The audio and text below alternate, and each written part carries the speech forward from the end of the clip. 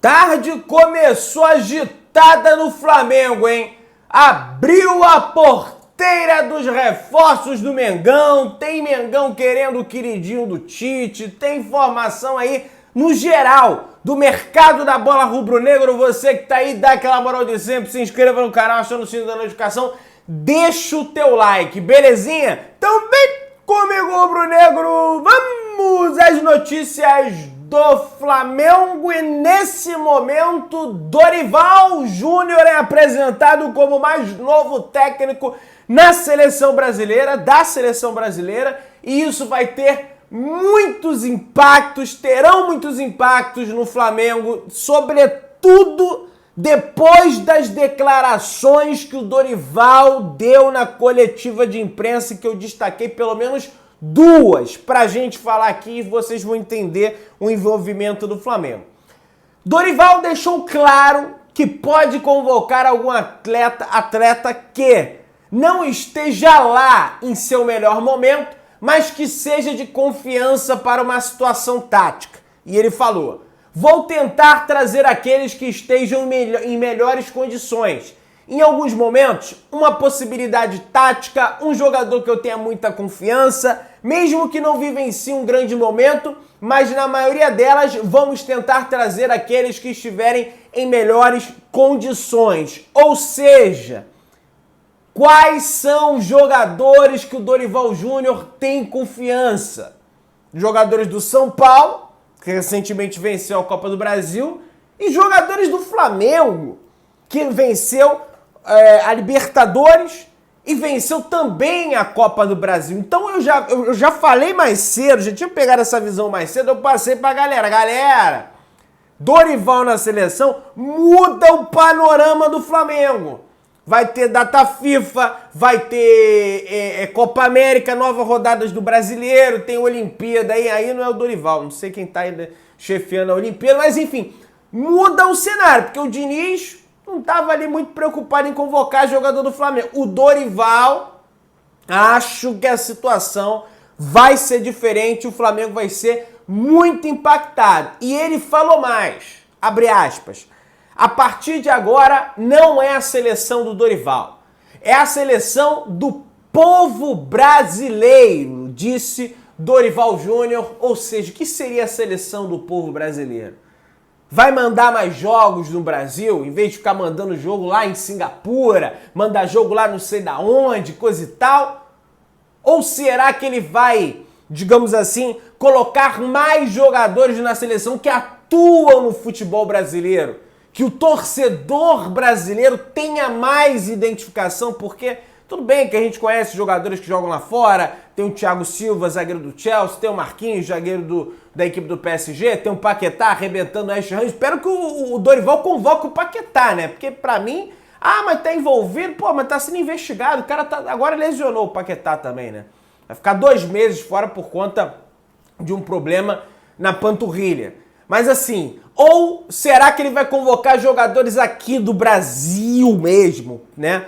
É a seleção do povo brasileiro? Enfim, sei que o Flamengo vai ser impactado por isso. Meus amigos, é o seguinte, Flamengo aumenta a staff, ou seja, aumenta a equipe na Copinha e prioriza a recuperação física de jogadores para o campeonato carioca, meu parceiro. Pois é, tem muita gente na Copinha, esse time da Copinha do Flamengo deve sofrer uma debandada de jogadores para servir a equipe profissional nas disputas dos jogos do Carioca, dos quais o Flamengo estará envolvido lá em partidas nos Estados Unidos contra a equipe do Philadelphia, se eu não me engano, e também contra a equipe do Orlando City. Devem ser os 2 amistosos que o Flamengo vai jogar lá nos Estados Unidos. Faltam 6 dias, meu querido, para o Flamengo estrear, né? Aí na temporada 2024 contra a equipe do Audax no dia 17 lá em Manaus. Um abraço pro povo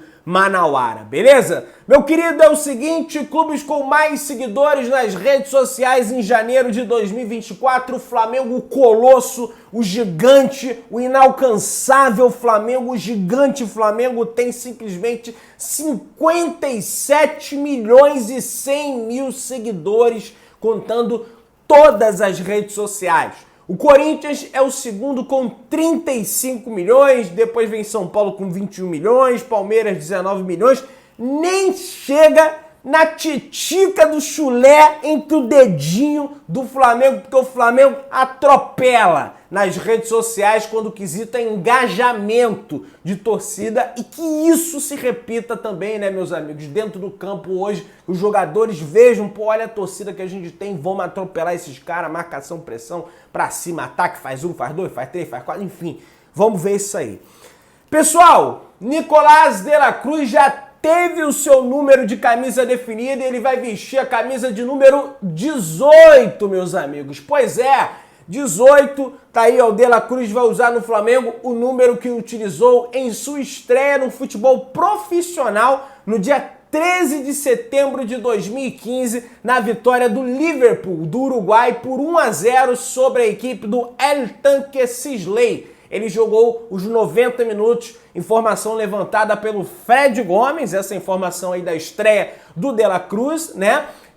Se falava muito na possibilidade do De La Cruz vestir a camisa de número 7 no Flamengo, no entanto o 7 vai ser o Luiz Araújo, o 7 era Everton Ribeiro, passou para o Luiz Araújo e agora ele vai assumir a 18. Mas não significa também que ele vai ficar para sempre com a 18. De repente sai algum jogador do Flamengo, ele assume uma camisa mais, digamos, tradicional, né? Ah, porque tem o 10 hoje é o Gabigol. Ah, porque tem o 9 é o centroavante, é o Pedro. Ah, porque tem o 8, que é o volante que joga de cabeça erguida. Ah, porque, enfim, o 7 é aquele meia ali pelo lado, coisa e tal.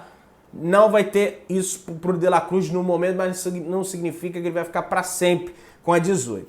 Aliás, jornalista argentino crava que a final da Libertadores 2024 vai ser realizada no estádio Monumental de Núñez, estádio do River Plate, final da Libertadores que está prevista para acontecer no dia 30 de novembro. Segundo informações do jornalista Germán Balcarce, na verdade, a Conmebol definiu que a final da Libertadores 2024 acontece no estádio Monumental de Núñez, em Buenos Aires.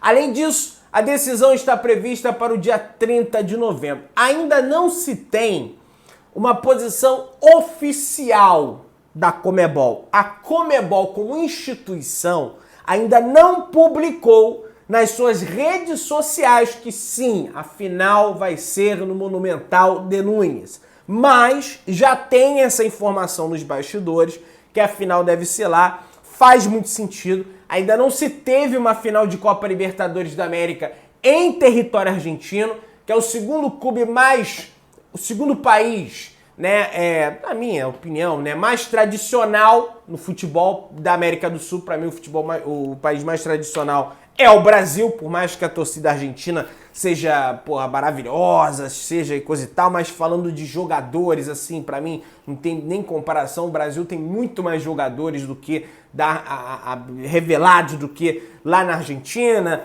enfim. E não teve nenhuma final de Libertadores lá, já teve duas no Brasil, já teve uma no Equador, já teve uma em Lima, no Peru, entendeu? Então, já teve uma no Uruguai também, que é ali do lado da Argentina, separada ali pelo Rio da Plata, Rio da Prata, né? Eu acho, se eu não me engano, se eu não estiver falando nenhuma bobagem aqui. E assim, se tem uma boa notícia para o torcedor rubro-negro, é que o Flamengo, desde que se instaurou a final única na Libertadores, o Flamengo participou de todas as finais únicas que não foram no Brasil. O Flamengo esteve em Lima, ganhou. Maracanã, 2020, o Flamengo não passou, caiu nas oitavas. 2021, Uruguai perdeu o Flamengo, aliás, para a equipe do Palmeiras, infelizmente. 2022, Guayaquil, no Equador, que aliás a situação tá tensa lá em Guayaquil, hein? O Flamengo foi lá, venceu o Atlético Paranaense. Final no Maracanã, Flamengo cai nas oitavas, não chega na final do Maracanã. E final no Monumental de Núñez. Então, se a gente pegar os números, todas as finais que não foram no Maracanã, o Flamengo participou. Finais únicas, desde que instaurou a final única. E ó, tem um cara que sabe os atalhos ali do Monumental de Nunes, que é o Nicolás de la Cruz. Aliás, entrevista de apresentação do de la Cruz está prevista para amanhã às 2h15 da tarde na Flá TV. Vamos todos acompanhar 1h30. Tem o Bruno Henrique falando na Flá TV e depois tem a coletiva de apresentação do Nicolás de la Cruz. Se confirmar oficialmente a Conmebol até amanhã, já dá pra fazer a pergunta. De la Cruz, tu conhece os caminhos lá do Monumental, hein, meu velho? Final vai ser lá, mas calma. Tem oitavas, tem 4, tem fase de grupo, tem oitava, tem 4, tem semi e aí depois tem a final. Meu parceiro, há exatos 5 anos atrás, o príncipe da nação rubro-negra era apresentado como o mais novo jogador do Flamengo. Eu tô falando é dele. Gabriel Barbosa, ou Gabigol, ou Gabi, como ele prefere, escreve na camisa dele, se tornava jogador do Flamengo há 5 anos atrás e o resto é história. 2 Libertadores, com gol em 2 gols numa final, na outra final o Flamengo perdeu, ele fez gol, na outra final o Flamengo ganhou, ele fez gol. São 4 gols em finais de Libertadores, 2 Libertadores conquistadas, uma Recopa, 2 Supercopas, 3 campeonatos cariocas, se não me falha a memória, 2 campeonatos brasileiros, uma Copa do Brasil, a Recopa, acho que eu já falei, enfim, inúmeros títulos conquistados com a camisa do Flamengo, fora as premiações individuais que ele já recebeu. O Gabriel é o maior artilheiro do Campeonato Brasileiro em atividade no Brasil, o jogador que mais faz gols, um dos jogadores com mais participações em gols. Então, assim, apesar do ano horrível que ele teve em 2023, e ele tem que sentar e tem que refletir sobre isso, não adianta ficar fazendo publicaçãozinha em rede social. Mas eu fui bem, mas eu adoro o Gabriel. O Gabriel tá aqui no estúdio, tá ali do meu lado. Ele é ídolo pra mim do Flamengo, mas ele precisa refletir sobre a fraca temporada que ele teve de 2023 e para voltar melhor em 2024. O que ele já está fazendo, porque ele voltou antes ao treinamento, treinou antes. Aliás, tem a situação do doping aí, né? Nem que ele, porque ele tava dopadão, porque essa é a informação recente de que, porque ele atrapalhou os procedimentos do controle antidopagem, porque ele não quis que o cara acompanhasse ele lá na hora dele pegar a ferramenta dele para fazer lá no potinho, coisa e tal, enfim, para ele, um controle antidopagem, ele ficou meio incomodado, aí fez malcriação lá com o fiscal, coisa e tal. Aí tá aqui, GE. Globo. Gabigol contrata advogado que defendeu Guerreiro na FIFA para casos no tribunal antidopagem. Quem fará a defesa do atacante rubro-negro é Bichara Neto, que defendeu o Guerreiro na suspensão por doping em 2017. Gabigol foi acusado por tentativa de fraude em exame antidoping. Segundo a acusação, o jogador dificultou a realização do exame desde a chegada dos oficiais responsáveis pela coleta ao ninho no dia 8 de abril do ano passado. Em nota, o staff do jogador afirmou que o exame foi realizado e o resultado deu negativo, então vai passar tranquilo, contratou um advogado aí que defendeu o Guerreiro, vamos torcer por ele, não acredito que o Gabriel tenha feito nada de ruim em relação a isso. Aí tem a informação aqui do Gavião News também, ó. Gabigol chamou a atenção dos departamentos de fisiologia e preparação física do Flamengo nesses primeiros dias de treinos em 24. Visando realizar uma grande temporada, o atleta chegou a se reapresentar 5 dias antes do previsto para o retorno do elenco. Os jogadores estão sendo submetidos a exames físicos, clínicos, enfim, algo necessário para entender as condições clínicas de cada um. E nesses exames, Gabigol apresentou ótimos resultados reflexos do seu empenho nas férias. O mais querido entende que esses números foram extremamente positivos para o começo e continuidade da temporada, onde o Flamengo jogará 4 campeonatos: Carioca, Copa do Brasil, Brasileiro e Libertadores. Além disso, uma breve pré-temporada lá nos Estados Unidos. Então que continue assim o Gabigol e que ele apresente de fato esses números aí nos exames, que ele converta isso em gols, em participação decisiva nos jogos, em energia ali dentro do campo que ele sempre teve e que no ano passado ele não teve.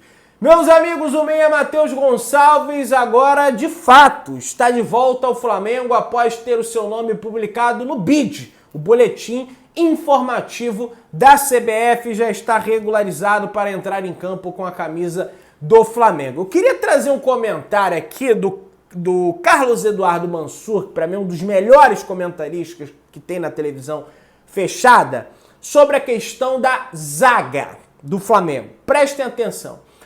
Falta uma organização de jogadores que organizem a partir do primeiro passe. Ou seja, a partir da saída de bola, da defesa. Isso, o Flamengo hoje tem uma carência. Embora os defensores tenham outras virtudes em outros aspectos de jogo, mas nisso o time ressente um pouco. Concordo. Fabrício Bruno tem virtude? Tem. É um zagueiro veloz, é um zagueiro bom de bola aérea, é um zagueiro de imposição física. Mas para saída de bola não dá.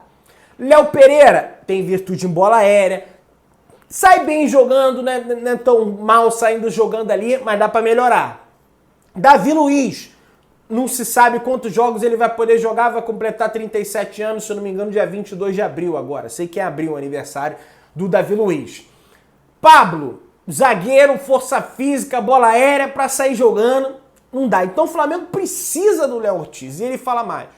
É uma definição importante sobre 2024 do Flamengo, a contratação do Léo Ortiz.